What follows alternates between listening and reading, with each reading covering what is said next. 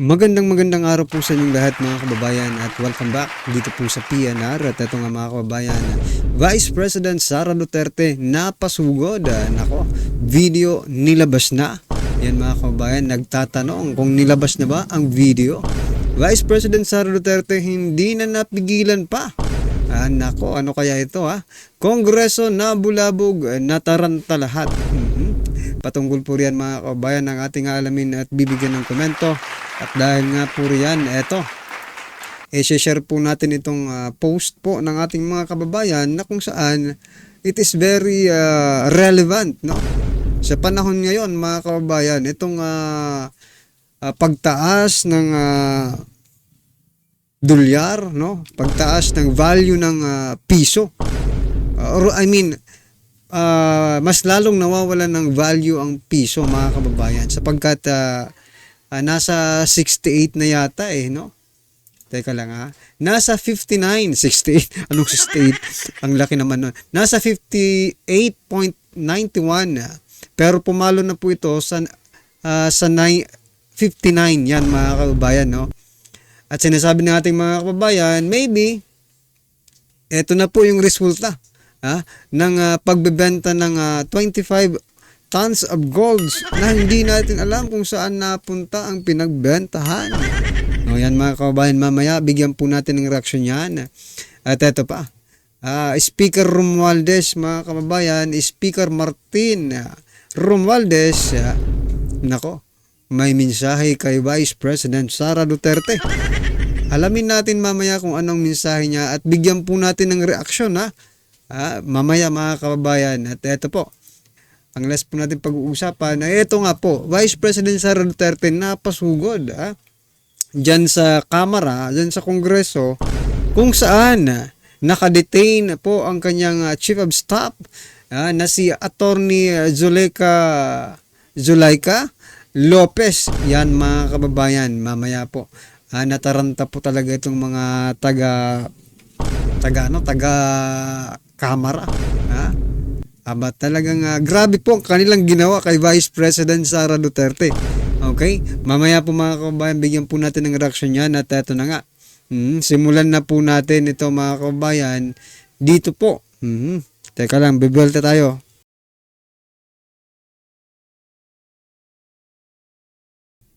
Yan mga kababayan. Philippines sells most gold in first half of 2024. Saan napunta ang 25 tons na pinagbilhan ng ginto? Yan, nagtatanong po ng ating mga kababayan dahil po mga karibin natin, eto na po ang epekto, no? Eto na po yung effect ng pagbebenta ng gold, no, mga kababayan. Maybe this is one of the effect. Hindi natin sinasabi na this is really the whole thing, no? Ito talaga yung ito na yung naging dahilan kung bakit tumataas ang inflation rate natin. But maybe ito mga kababayan, maaaring mag-agree kayo dahil po sa pagbebenta ng gold nawawalan po ng value, no? Yung ating pong fiat money. Ito po mga kababayan, peso to dollar exchange rate nasa 58.91 is to $1. Pero pumalo na po ito ng 59 mga kababayan. So ano bang indication ng mga ganitong value, no? Isa lang naman po, no? Tataas po ang presyo ng ating mga bilihin at mga serbisyo dito sa Pilipinas. Lalo na po yung mga imported products na ginagamit dito sa Pilipinas. Dahil nga po, yan, tumaas na nagiging weak na po yung peso.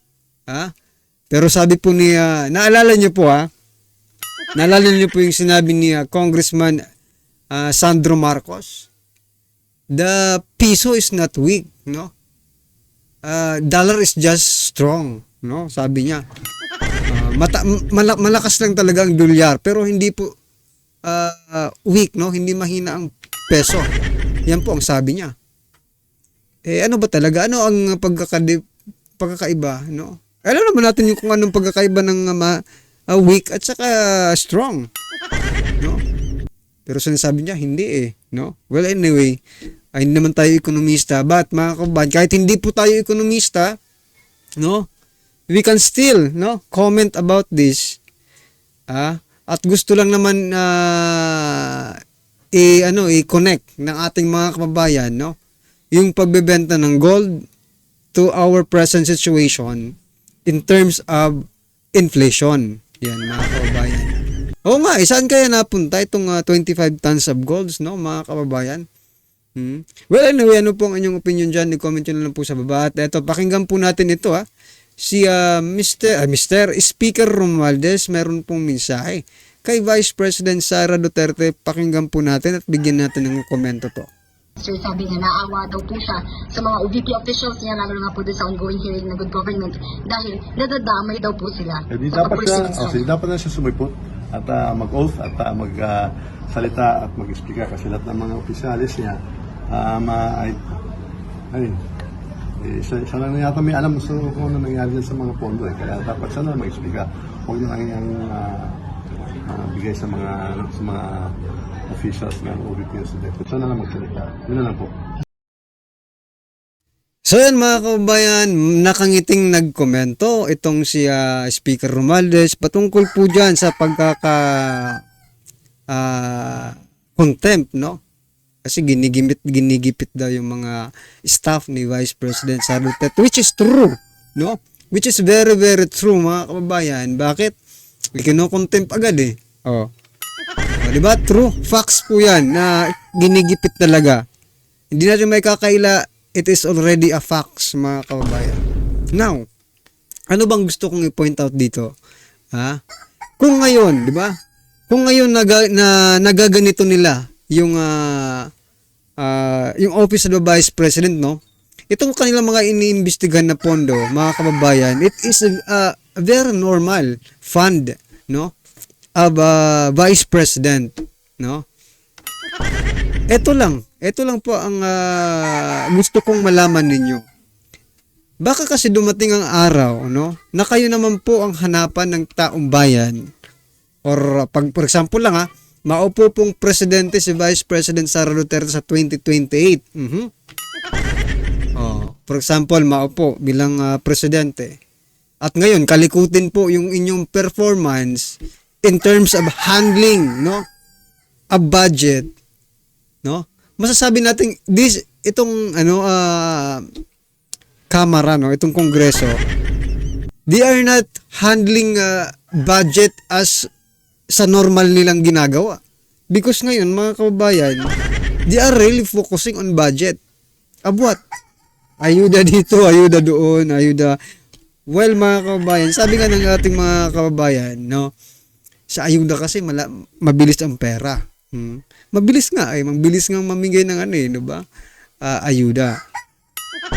But malaki pong responsibilidad yan kasi pag inaudit yan, no?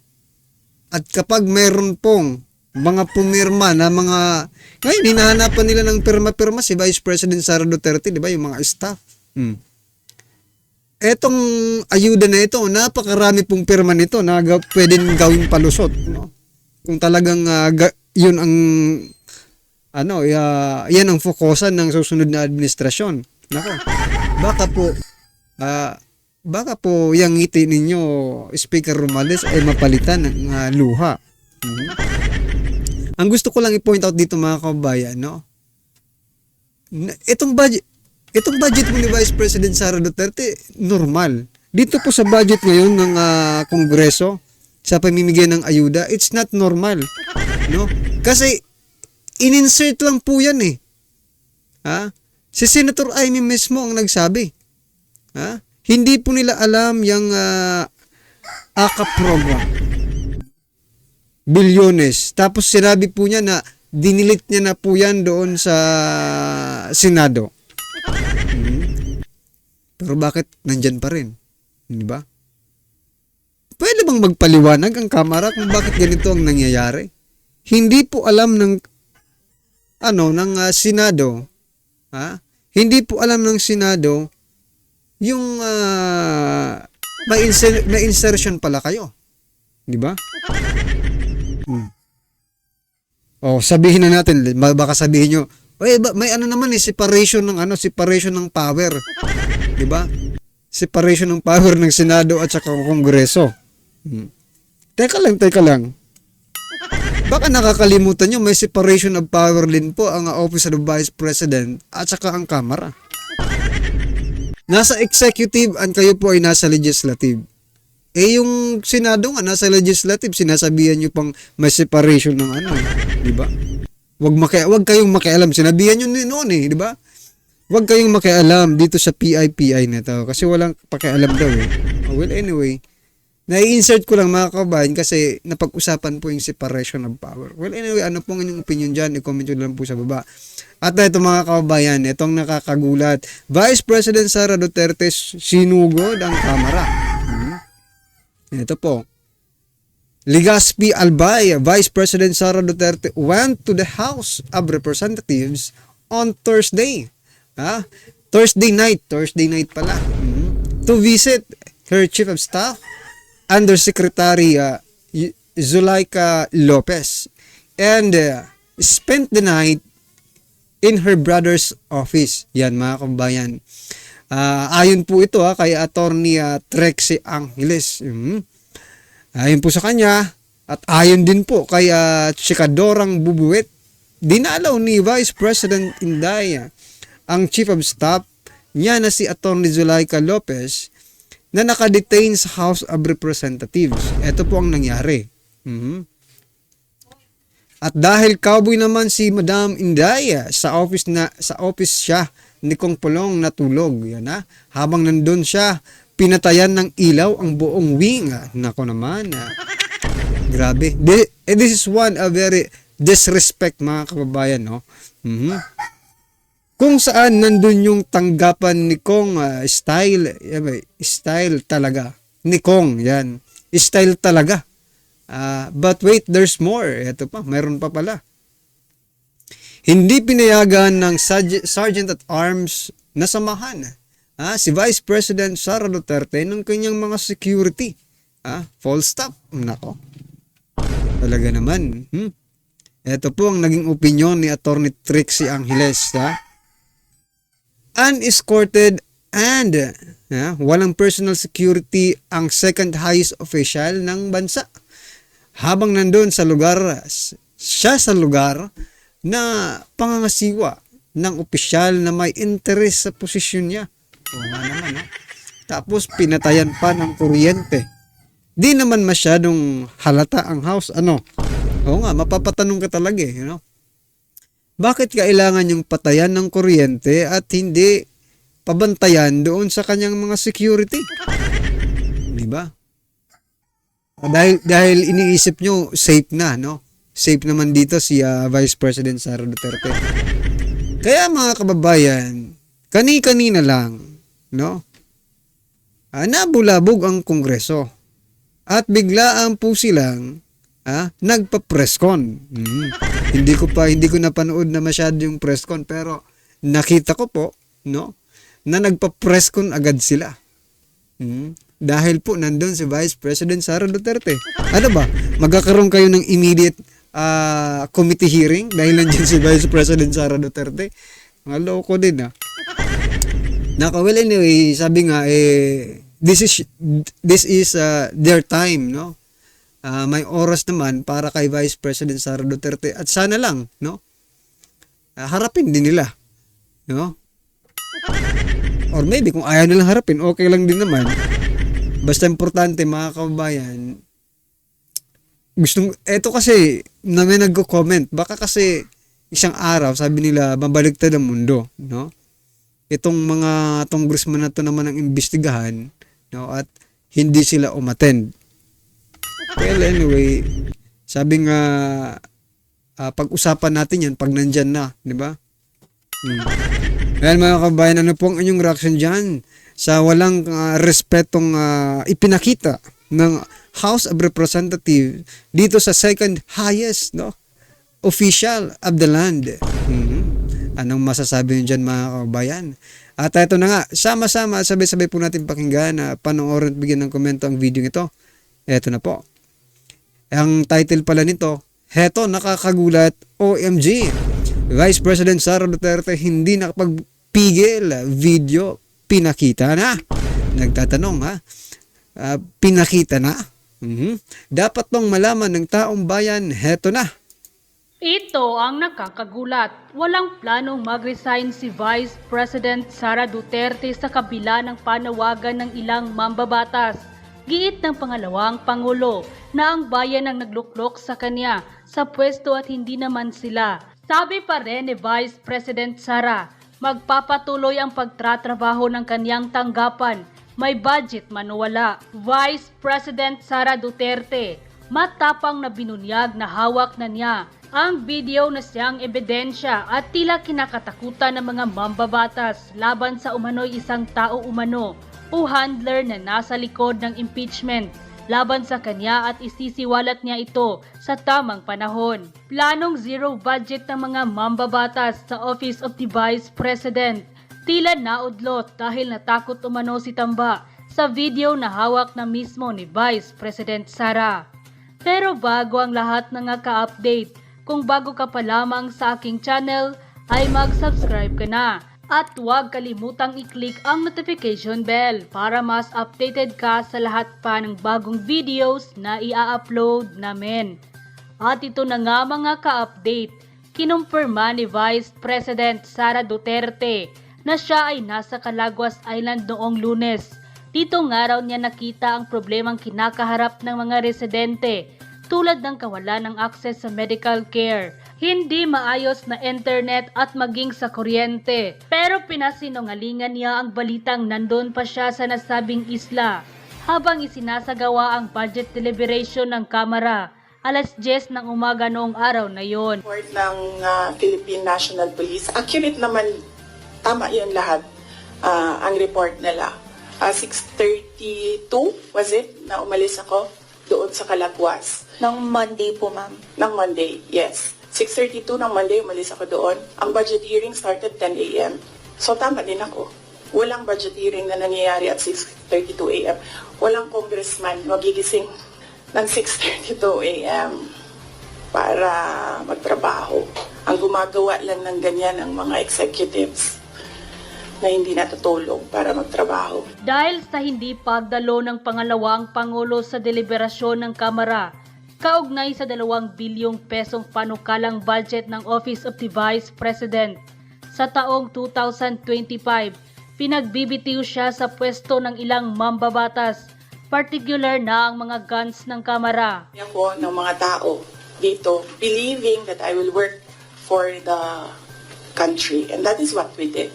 We worked. Hindi naman kasi ako sasagot sa young guns dahil kailangan ko sumagot sa 32 million na bumoto sa akin, hindi sa isa or dalawa na tao. Una nang ipiniliwanag ni Vice President Sara Duterte ang kanyang desisyong hindi dumalo sa mga budget hearing ng Kamara. Anya 2 tao lang naman kasi ang nagdidesisyon sa pondo ng Pilipinas, sina Zaldico at Martin Romualdez.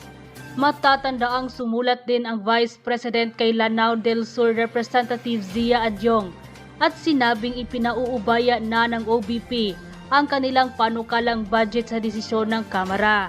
Kinumpirma naman ng Vice Presidente na dadalo siya sa pagsalang ng panukalang 2025 OBP budget sa preliminaryo sa Senado.